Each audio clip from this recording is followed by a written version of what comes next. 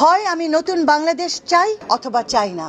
না দেওয়া মানেই ২৪-এর বিরুদ্ধে দাঁড়ানো, না দেওয়া মানেই স্বৈরাচারের পক্ষে দাঁড়ানো, না দেওয়া মানেই আমাদের বিগত যে রেজিম ছিল, যে স্বৈরাচারী। দেখুন, আমি একটা কথা প্রথমেই বলেছি, গণভোটের জায়গায় আমাদের কোনো নিরপেক্ষ জায়গা নেই।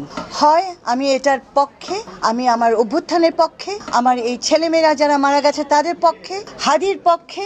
হয় আমি নতুন বাংলাদেশ চাই অথবা চাই না। আমার দেশে কিছু মানুষ আছে হয়তো যারা বিগত রেজিমের উপকারভোগী, তারা হয়তো পরিবর্তনটা চায় না। আমার তো জানাও দরকার যে কারা চায় না।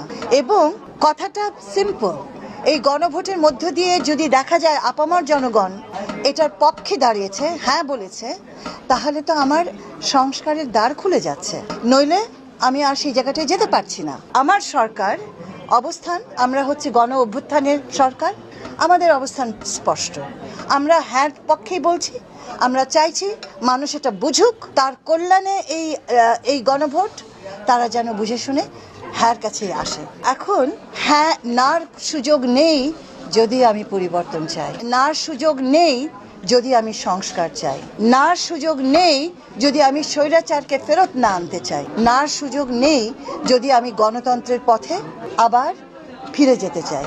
হ্যাঁ, যে না দেবে তাকে সে বুঝে দিচ্ছে না বুঝে দিচ্ছে আমি জানি না, কিন্তু একটা জিনিস বুঝতে হবে, না দেওয়া মানেই ২৪-এর বিরুদ্ধে দাঁড়ানো, না দেওয়া মানেই স্বৈরাচারের পক্ষে দাঁড়ানো, না দেওয়া মানেই আমাদের বিগত যে রেজিম ছিল, যে স্বৈরাচারী সংস্কৃতি ছিল, সেটার দরজা খুলে দেওয়া।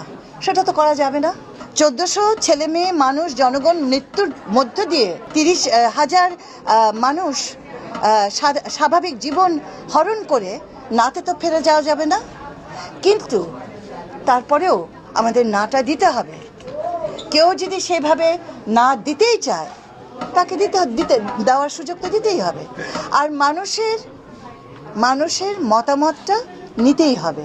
তো আমরা মনে করি এই দেশের মানুষ, আপামর জনগণ, যারা কষ্টের মধ্যে দিয়ে গেছে গত ১৬টা বছর, যারা গুম হয়েছে, যারা এক্সট্রা জুডিশিয়ারি কিলিংয়ে হয়েছে, যারা রাস্তায় যে মারা বাচ্চাদের হারিয়েছে, সেই জনগোষ্ঠীটাই এই দেশে পরিবর্তন চায়। হ্যাঁ বলার সুযোগটা তাদের।